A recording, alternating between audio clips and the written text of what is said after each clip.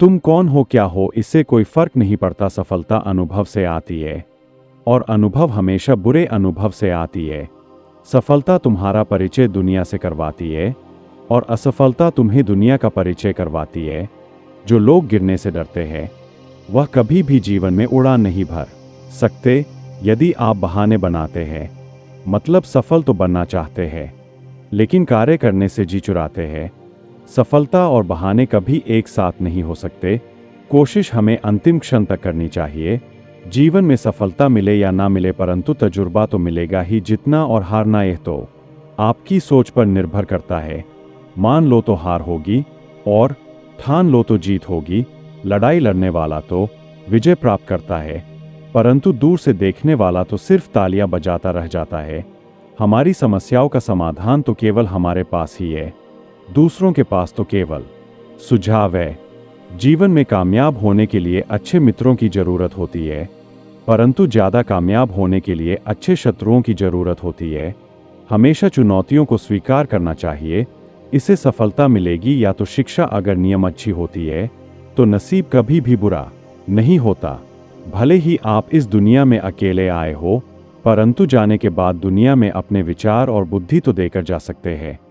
सफल बनने के लिए सबकी सुनने की आदत होनी चाहिए, परंतु करना वही चाहिए जो अपने मन को बेहतर लगे। कुछ लोग केवल सफल होने के सपने देखते हैं, जबकि अन्य लोग जाते हैं और इसके लिए कठिन मेहनत करते हैं।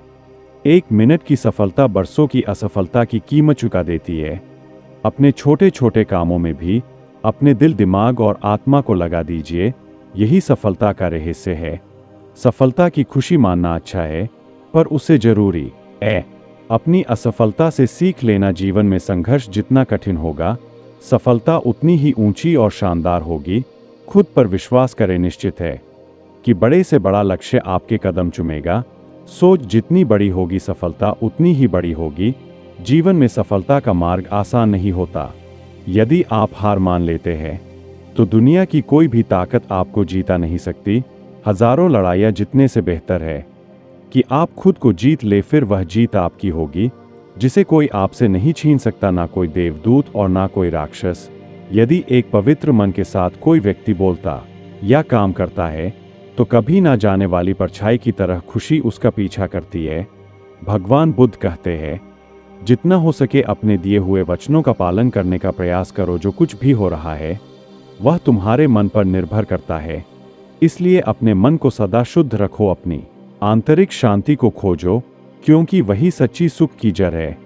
भगवान बुद्ध कहते हैं, जो व्यक्ति क्रोध को त्याग कर शांति के मार्ग में जाता है वह सभी विकारों से दूर होते रहता है।